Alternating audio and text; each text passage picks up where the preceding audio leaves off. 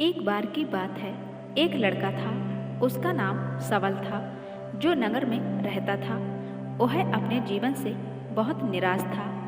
उनकी निराशा का कारण यह था कि वह अब तक अपने जीवन में कुछ नहीं कर रहा था। उसके माता पिता उसे ताने मारते थे कि आपके सभी मित्र कुछ न कुछ कर रहे हैं, लेकिन आप अभी भी घर बैठे हैं। दोस्तों के बीच भी अक्सर उसका मजाक उड़ाया जाता था। वह कहीं जाता तो लोग उससे पूछते कि आप क्या कर रहे हैं। उसे यह बताने में भी शर्म आ रही थी। वह कुछ नहीं कर रहा था। धीरे धीरे उसने रिश्तेदारों से मिलना जुलना कम कर दिया और लोगों से मिलना भी बंद कर दिया। वह ज़्यादातर समय घर पर ही रहता है। वह अकेला रोता है और भगवान को कोसता है और अपनी किस्मत को दोष देता है। अब उसे अपना जीवन बोझ लगने लगा था।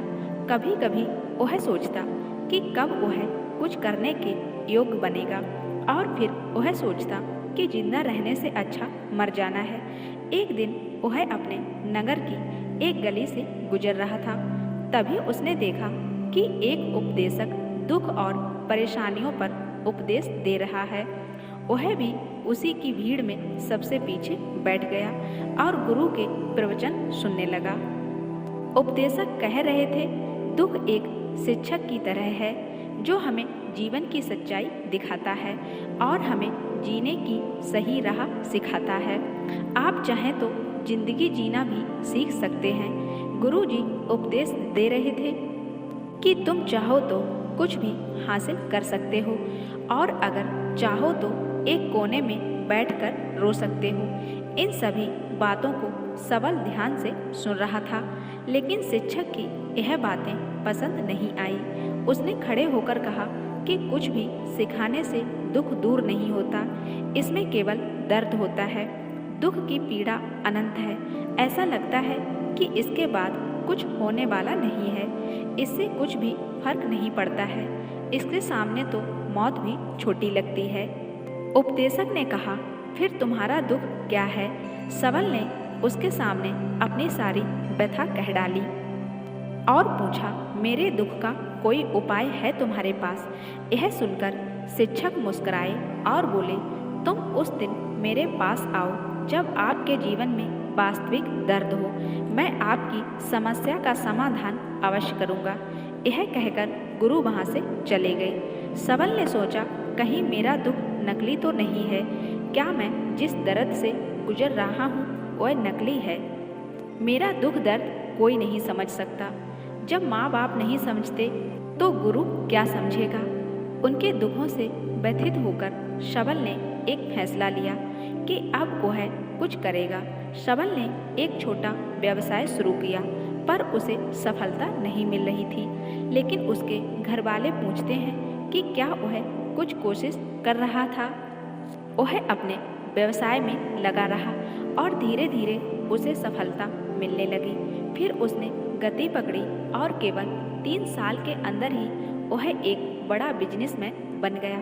अब सवल के आसपास ऐसे कई लोग थे जो उसकी परवाह करते थे, जो उससे प्यार करते थे। अब उनके परिवार के सदस्य भी उसकी तारीफ करते नहीं थक रहे थे। दिन ब दिन उसके मित्रों की संख्या बढ़ती जा रही थी। अब वह अपनी जिंदगी से बहुत खुश था। उसके कुछ दोस्तों ने उन्हें सलाह दी कि जब आप एक बड़े बिजनेसमैन बनकर बहुत खुश हैं, तो सोचिए आपको कितनी खुशी होगी अगर आप इस शहर, इस राज्य के सबसे बड़े बिजनेसमैन बन जाते हैं। कितने लोग आपसे जुड़ना चाहेंगे, आपकी कितनी बड़ी ख्याति होगी, और स्वयं राजा भी आपसे दोस्ती करना चाहेंगे और ज़रूरत पड़ने पर ही आपसे पैसे उधार लेंगे। दोस्तों की यह बात सवल के मन में घर कर गई। अब वह और पैसे कमाने की कोशिश करने लगा, लेकिन उसे यह सब बहुत ही जल्दी चाहिए था। वह समय बर्बाद करना नहीं चाहता था। उसका अधिकांश समय इन चीज़ों को प्राप्त करने में लगाने लगा। इसलिए वह ऐसे काम करने लगा जो सही नहीं था। उसने बड़ा उधार लेना शुरू कर दिया। उसके दोस्तों से पैसे की मात्रा और अधिक मुनाफा कमाने के लालच में वह अपने माल में मिलावट करने लगा। उसने अन्य व्यापारियों के खिलाफ भी साजिश रची और उन्हें डराया धमकाया। जैसा उसके दोस्त कहते थे वैसा ही करता था। वह इन तरीकों से ज़्यादा पैसा कमा रहा था, पर अब उसके जीवन में पहले जैसा चैन नहीं था। उसके मन की शांति गायब हो गई थी और वह रात को सो नहीं पाता था। वह हंगामे में रहता था। वह सब कुछ पाकर भी उसे किसी चीज में सुख नहीं मिल रहा था। एक दिन सबल अपनी गाड़ी में कहीं जा रहा था, तभी रास्ते में उसे उपदेशक का आश्रम दिखाई दिया। वह रुका और गुरु के पास जाकर बोला, संत, आपने मुझे मेरे पास आने के लिए कहा था। जब मेरे जीवन में सच्चा दुख आता है, अब मैं बहुत दुखी हूँ कि मेरी नींद हराम हो गई है। मुझे कहीं भी शांति नहीं मिल रही है। इस प्रकार सबल ने अपनी सारी समस्याएं गुरु को बता दी। गुरु ने कहा, जब तुम पहली बार मुझसे मिलने आए थे तब भी तुम किसी दुख में थे। आपने उस दर्द से क्या सीखा? सबल ने कहा कि सिर्फ सोचने और चिंता करने से कुछ नहीं होता। आपकी दृष्टि को सच करने के लिए यह कार्रवाई करता है और सिर्फ काम करने से कुछ नहीं होता, परिणाम भी मिलना चाहिए। जब आपको लगता है कि आपका लक्ष्य हासिल नहीं होने वाला, तब राह में चाहे कितनी भी मुश्किलें आ जाएं, मन कितना भी निराश क्यों ना हो, कितना भी लगता हो कि अब कुछ नहीं होने वाला है, तभी विश्वास करें, मैं जो भी कर रहा हूँ उसमें अवश्य सफल होऊंगा। लोग केवल सफल लोगों का सम्मान करते हैं। कोई जितना भी अच्छा क्यों ना हो, वह हमेशा लोगों की नज़रों में बोझ बने रहते हैं। यह सब सुनकर उपदेशक मुस्कुराया और बोला, जब आपके पास है वास्तविक दुख नहीं है, अपने जीवन में वास्तविक दुख आए तब मेरे पास आओ, मैं उसे ठीक कर दूंगा। सबल ने जाते समय साधु को सोने के सिक्कों से भरा घड़ा भेंट किया। घड़े को देखकर गुरु ने कहा कि यह मेरे किसी काम का नहीं है, उस पेड़ के नीचे गड्ढा खोदकर गाड़ दो। सबल ने घड़े को पेड़ के नीचे दबा दिया, जैसा कि गुरु ने बताया, और वह वहां से चला गया। कुछ दिनों से कारोबार ठीक चल रहा था, लेकिन व्यापार के गलत तरीके के कारण धीरे धीरे उसे व्यापार में घाटा होने लगा। उसकी सारी दौलत धीरे धीरे खत्म होने लगी और एक दिन ऐसा भी आया जब उसके पास कुछ भी नहीं बचा और उस पर कर्ज का बोझ चढ़ गया था। लेकिन वह निश्चिंत था, क्योंकि उसने अपना सारा कर्ज अपने दोस्तों से लिया था। उसने सोचा कि उसके दोस्त बुरे वक्त में उसके साथ खड़े रहेंगे, लेकिन ऐसा कुछ नहीं हुआ। जैसे ही बुरा वक्त आया, दोस्त पहले उससे कर्ज मांगने लगे। अगर उसने कर्ज नहीं लौटाया, उन्होंने उसे जान से मारने की धमकी भी दी। उनके सभी शुभचिंतक और प्रियजन उससे दूर हो गए। उसके दोस्त जो उसके साथ मस्ती किया करते थे, अब उससे दूर भाग रहे थे। उसका परिवार उसकी गलतियां और कमियां गिनाने लगा। उसकी सारी संपत्ति नीलाम कर दी गई और उसके पास कुछ भी नहीं बचा। जब उसने अपने पिता से मदद मांगी, पिता ने कहा कि मेरे पास थोड़ी सी संपत्ति है, मैं तुम्हारी माँ को क्या कहूँगा? अगर मैं तुम्हें दे दूँ यह संपत्ति, हमारा अंतिम उपाय है। सबल के मन में गहरा दुख छा गया। उसके आसपास कोई नहीं था जो उसके दुख को समझ सके, जो उसे संभाल सके। जनता के इस विश्वासघात के कारण वह अंदर से टूट चुका था। वह सोचने लगा कि अब जीने का क्या मतलब है, अब मौत ही मेरा सहारा है। वह आत्महत्या करने के लिए पहाड़ी पर जा रहा था। तब से उसे याद आया कि उस शिक्षक ने उससे कहा था, मेरे पास आओ जब तुम्हारे जीवन में वास्तविक दुख हो। सबल गुरु के पास गया और अपनी सारी व्यथा सुनाई। आंखों में आंसू लिए उसने कहा, हे गुरुजी, मेरे दुख का निवारण कीजिए। गुरु ने कहा, जब जीवन में असली दुख होता है तब मेरे पास आना, मैं इसे जरूर ठीक करूँगा। सबल ने कहा कि यह क्या हो रहा है, मेरी जिंदगी में अभी दुख नहीं है तो आखिर असली दुख क्या है? गुरुजी ने सबसे कहा कि पहले आप मुझे बताओ, आपने अपने दुख से क्या सीखा? सबल ने कहा कि मैंने वह सीखा जो लोग हमारे जीवन में आते हैं, वह हमारी सफलता और प्रगति के कारण वो हमें धोखा जरूर देंगे। क्योंकि बुरे समय में वे हमारे साथ नहीं खड़े होंगे। वे अच्छे समय में ही हमारा फायदा उठाएंगे और बुरे समय में हमें छोड़ देंगे। उन लोगों पर ही भरोसा करें जो हमारे बुरे समय में हमारे साथ खड़े रहते हैं, लेकिन ऐसे लोग बहुत कम होते हैं। लेकिन जिसके पास हैं उन्हें उनकी सराहना करनी चाहिए, उनका अपमान नहीं करना चाहिए। मैंने कभी भी किसी के खिलाफ साजिश नहीं रची।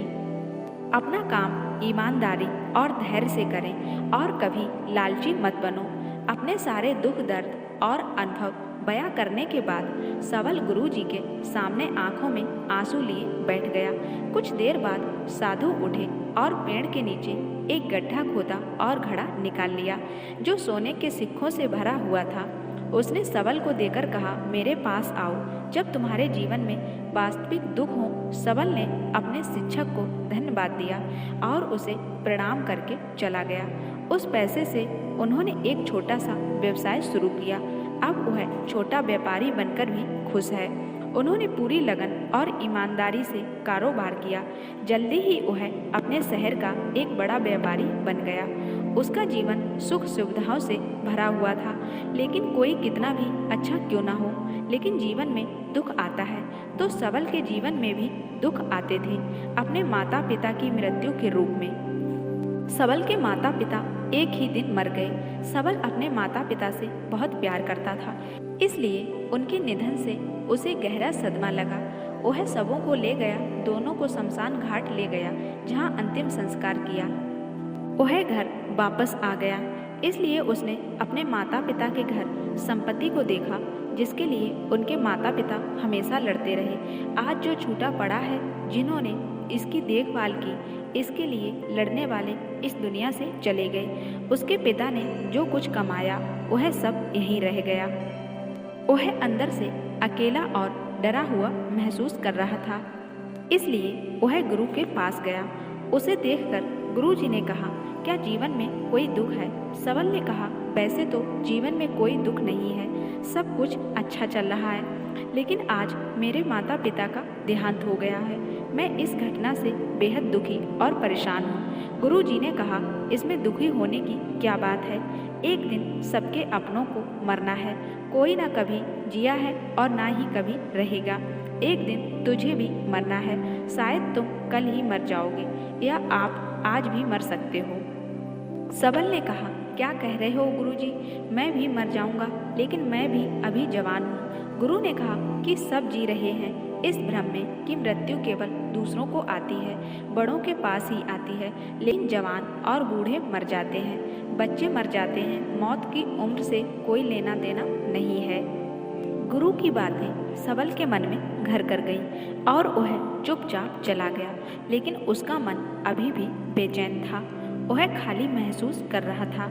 वह सारा दिन अपने बारे में ही सोचता रहा कि वह कौन है, वह इस दुनिया में क्यों आया है, क्या जीवन का लक्ष्य केवल चीज़ों को खाना और मरना है? ऐसे कई सवाल उसके दिमाग में लगातार उठ रहे थे, लेकिन उन्हें अपने किसी भी सवाल का जवाब नहीं मिल रहा था और उसका दुख दिन ब दिन बढ़ता ही जा रहा था।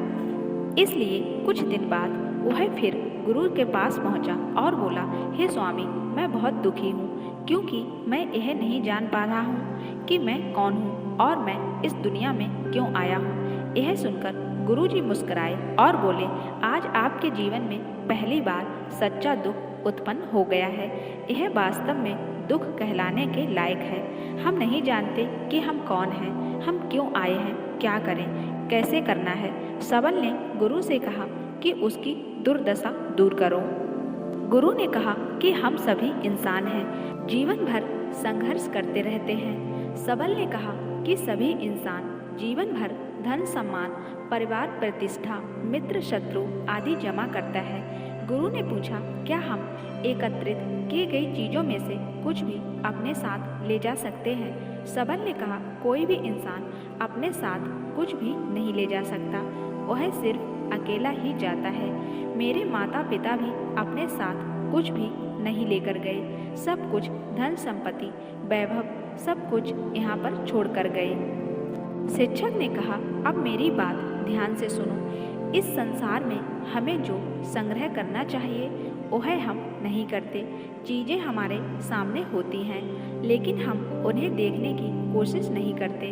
हमें इस दुनिया में जो कुछ भी इकट्ठा करना है वह हम खुद हैं। हमें खुद को जुटाना होगा ताकि जब हम मरें तो हम एकजुट हो सकें और खुद को पहचानने में सक्षम होने के लिए।